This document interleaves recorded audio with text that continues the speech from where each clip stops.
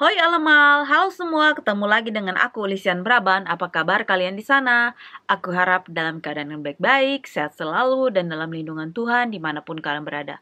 Begitu juga dengan aku di sini, sehat dan baik-baik selalu. Di video kali ini, aku hanya mau mengabarkan hasil dari cek darahku yang kemarin. Tapi sebelumnya, aku teringat akan waktu kontrol itu, ya kalian kan udah nonton ya sebelum video ini pastinya ya. Jadi waktu yang kemarin itu yang dokter memeriksa aku itu bukan dokter spesialis atau profesor dokter Baker yang biasa, tetapi dia itu in opleiding, artinya kan dia lagi pelatihan. Artinya juga dia belum resmi mimi jadi spesialis gitulah ya. Tapi mereka udah buat dipercayakan gitu. Aku nggak tahu sistemnya seperti apa, whatever. Yang penting aku sehat sekarang gitu aja. Dan waktu itu kan aku cerita, aku dicek sebenarnya waktu itu aku ingat lagi bahwasanya ketika si dokter itu, ya pastinya kalau dia belum spesialis pasti dia udah dokter umum lah ya. Si dokter yang ngecek aku itu dia perempuan dan masih muda ya. Kalau menurut aku ini ya, menurut pandanganku ya, ketika orang yang udah agak berumur gitu tua, dia beda sih tatapan matanya dengan apanya gitu. Tapi yang menurut aku satunya lagi adalah dia ini masih, ibaratnya katakanlah dia masih pendidikan ya. Terus dia masih muda dan perempuan. Awalnya itu kesannya kayak bukan arogan ya, tapi dia itu seperti pride-nya itu beda atau proud-nya itu beda, dia kayak gimana ya bilangnya, mungkin karena oh aku calon dokter spesialis dan sebagainya gitu kali ya, itu menurut pandangan aku ya. Tetapi positifnya yang aku lihat ketika aku speak up cerita ini dan itu, yang aku bilang aku nggak mau lagi seperti ini, telat dan ini dan itu, poin-poin plusnya dari dia itu dia nangkap apa maksud aku dan dia cepat mau cek darah. Even waktu dia cek semuanya, dia bilang, aku lihat sih oke-oke aja, fine-fine aja, dia bilang gitu ya. Dan aku tidak mengindahkan itu. Kenapa? Karena aku punya trauma ya, trust issue kepada, bukan aku underestimate lagi ya sama dokter perempuan di sini atau whatever ya, tapi dari pengalamanku yang lalu itu, ketika di klinik dokter itu 2 dokter kan ya. Jadi yang satunya pertama cek sampai itu musim panas dia libur, ada yang penggantinya pun dia kan nggak tahu juga, sampai aku udah hampir 3 bulanan gitu, sampai yang dokter pertama datang dari liburannya ngecek lagi, dan di situ aku bilang aku butuh spesialis ya, dokter spesialis.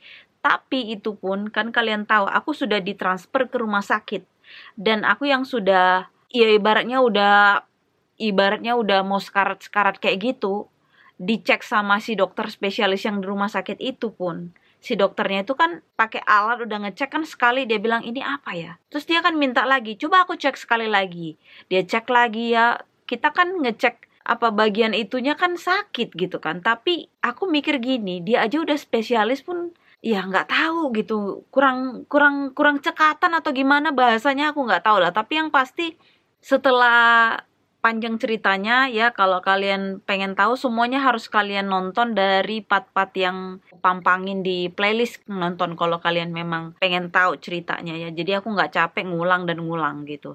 Dan kalau kalian punya pertanyaan silahkan di komen, jadi aku bisa nanti jawab langsung atau buat videonya. Nah, jadi dari kejadian yang lalu-lalu itu, aku kan punya trust isu ke kembali lagi, aku bukan underestimate sama dokter perempuan ya, bukan. Tetapi pengalamanku dari 3 si dokter yang perempuan yang lalu-lalu itu seperti apa ya, kalau secara manusiaku, dagingku, aku tuh kecewa sama mereka gitu loh. Bukannya nyembuhin, tapi udah jadi ya pokoknya kalau nggak ada Tuhan udah KO, udah mati aja gitu, udah telat aja gitu, udah bayangin udah stadium 4 gitu ya. Terus dan pada saat sekarang ini kan ini juga cewek kan, terus in opleiding lagi, pikir aku gimana ini in opleiding gitu ya. Terus aku lihat pas lagi ketemu itu perempuannya masih muda lagi, terus pas udah ngomong itu kayaknya seperti aku bilang tadi itu bukan arogan sih, tapi gimana ya bahasanya ya, memang beda sih kalau kita ngomong sama dokter yang udah berumur, yang eh sedikit aku mungkin mau kasih pengalaman lah dulu. Aku dulu waktu kecil dibawa mama aku, kalau aku waktu itu ingat di Medan itu, kita itu bukan ke rumah sakit tapi ke puskesmas ya. Jadi waktu itu aku sakit Dan ada juga sih Mantri Saleh namanya, tapi itu juga bagus. Tapi yang aku mau ceritakan ini adalah di puskesmas ini. Jadi setiap aku ke puskesmas itu, aku kan udah panas dingin gitu ya.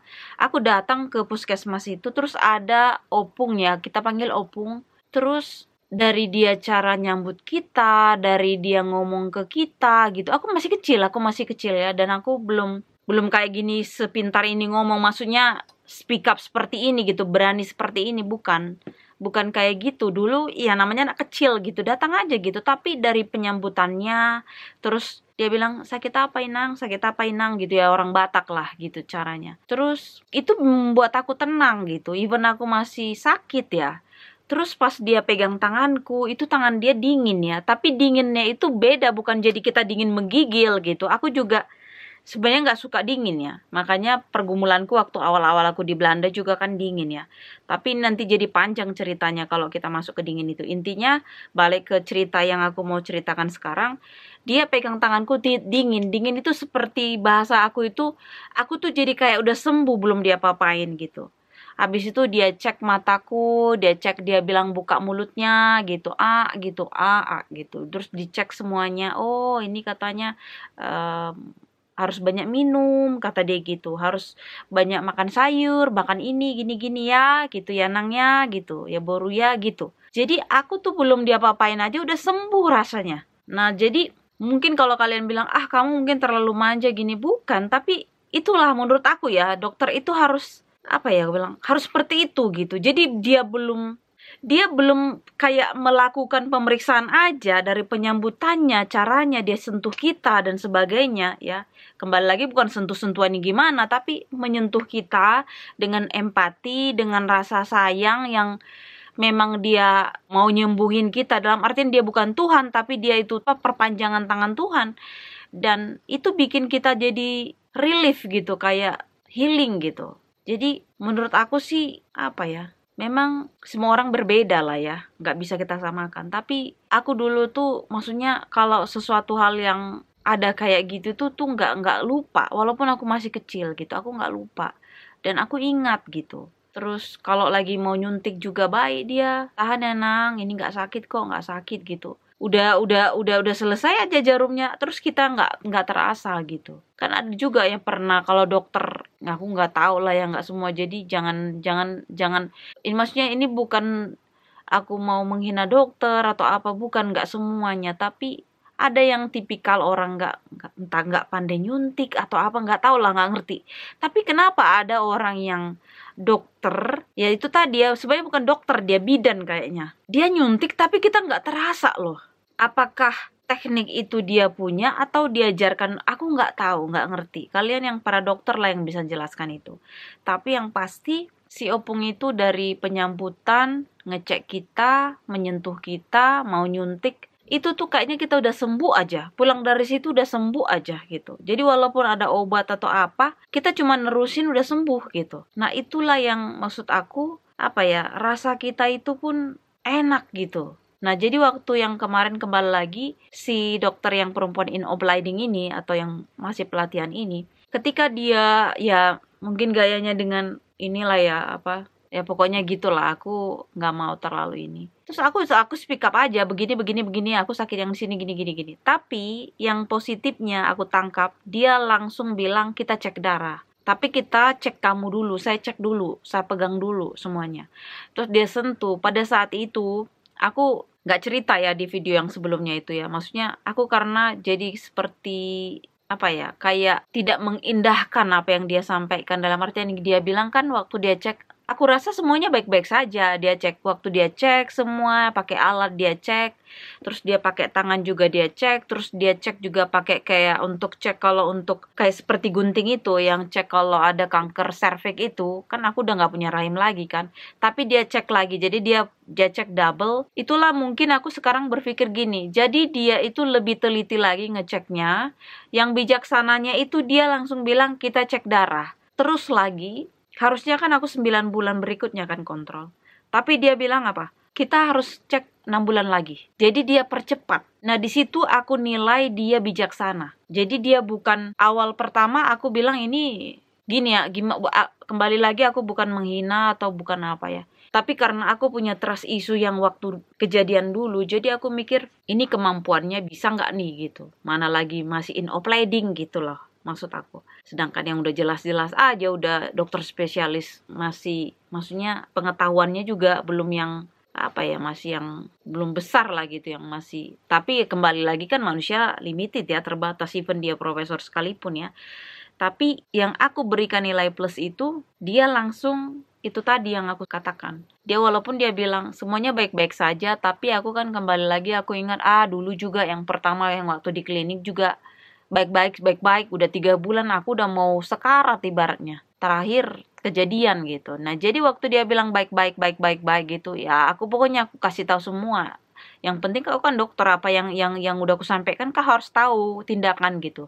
Nah, dia langsung ambil tindakan itu tadi, kita cek 6 bulan lagi, cek darah kamu hari ini gitu. Jadi itu yang membuat aku jadi lebih percaya lagi ya. Makanya even dia muda, yang kutangkap itu dia bijaksana. Jadi sekalipun dia masih dalam pendidikan, terus dia mendengarkan. Ketika waktu awal-awal kesannya kayak ini sanggup nggak ini, aku udah gitu aja gitu, ini masih opleading lagi gitu ya. Ibaratnya dokter pun masih dokter yang tanda tanya lah ibaratnya, spesialisnya belum jelas spesialis gitu, belum, tapi dia in opleading gitu. Jadi itu sih waktu itu yang aku tangkap. Jadi menurut aku dia dokter bijaksana, mudah-mudahan kedepannya dia setelah dia pun udah jadi dokter spesialis bijaksana kepada pasien yang lain gitu. Dan satu hal lagi, singkat cerita, dia telepon kemarin, aku semalam itu ya, apa kemarin ya, waktu dia sampaikan aku udah mau bikin video, tapi karena aku lupa, jadi hari inilah aku bikin videonya. Pulang kerja itu kemarin ya, jadi waktu di tempat kerja dia telepon, dia bilang, Dokter Ahmu semuanya baik-baik, katanya puji Tuhan, tidak ada maksudnya tanda-tanda ada tumor datang atau kanker datang dan sebagainya, jadi semuanya baik. Tapi kita harus kontrol kamu 6 bulan berikutnya, jadi bukan 9 bulan berikutnya. So itu aja dari aku, keluh kesah aku mungkin ya, curhat-curhat aku tentang trust issue sama, aku nggak semua bilang dokter perempuan itu jelek atau bisa dipercaya apa enggak dan sebagainya, bukan. Pasti adalah pasti yang dokter perempuan yang bagus, adalah. Tapi in my case gitu ya, di dalam kejadian yang aku alami, itu 3 dokter perempuan ya, ibaratnya 2 dokter umum, 1 dokter spesialis. Itu menurut aku ya, secara manusia ya, dari kejadian itu kan kalian udah nilai ya. Kalau aku bilang itu dokternya udah kurang pengalaman, ya kurang bijaksana pula lagi. Udah dia nggak bisa mengetahui sakit kita, dia tahan lagi di holdnya aku. Sementara kan si sakit ini kan menjalar kemana-mana. Nah itu yang aku sayangkan dari mereka. Karena gini, kalau kita, contoh kayak aku ya, kalau aku udah nggak tahu misalnya sesuatu hal itu di luar dari kemampuanku, aku minta saran sama orang yang bisa, sama orang yang tahu gitu loh. Aku nggak mau bilang aku bisa tapi aku nggak bisa gitu loh, karena ini kan manusia, dia sakit, jangan ditantahan kayak gitu. Nah itulah yang membuat aku jadi, bukan, kembali lagi kan nggak semuanya ya dokter perempuan itu katakanlah kurang pengalaman atau dokter yang kurang bijaksana, atau terserah kalian lah ucapan seperti yang aku bilang tadi ya. Cuman aku nggak mau mengulang, karena di sini itu aku cuman hanya mau menyampaikan curahan hati aku gitu dengan pengalamanku yang lalu. Tapi kalau kalian bertemu dengan dokter perempuan, khususnya di Indonesia yang bagus, seperti yang aku ceritakan, seperti pengalamanku waktu kecil, padahal dia bukan dokter ya, dia tuh bidan loh. Tapi menurut aku pengalaman dari yang apa aku rasakan, aku merasa itu kayaknya ilmu dia itu kayak dokter aja gitu.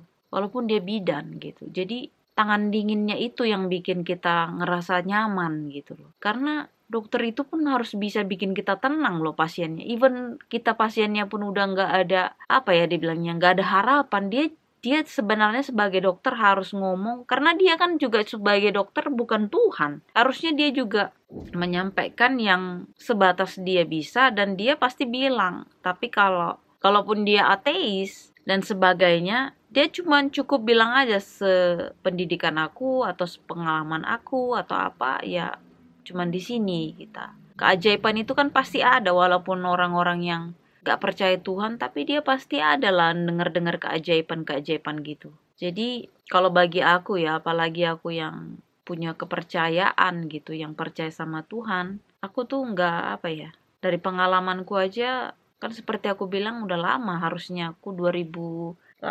terdiagnosa itu harusnya udah mati gitu. Tapi kan kasih Tuhan tidak membiarkan aku mati gitu loh. Dia kasih aku kehidupan kedua, kesempatan kedua gitu. Jadi kembali lagi, memang hidup ini kita nggak tahu, yang tahu cuman Tuhan. Tapi semuanya itu yang aku sampaikan itu curahan hati aku ya, dari bagaimana yang ku alami, apa aja yang membuat aku jadi nggak percaya gitu ya. Maksudnya kalau ketemu kayak itu tadi, dokternya ini perempuan pula gitu, bukan itu lagi, kembali lagi, aku bukan mau menyalahkan semua dokter perempuan itu jelek, bukan, tapi itu yang aku alami. Jadi itu trauma itu ada gitu loh.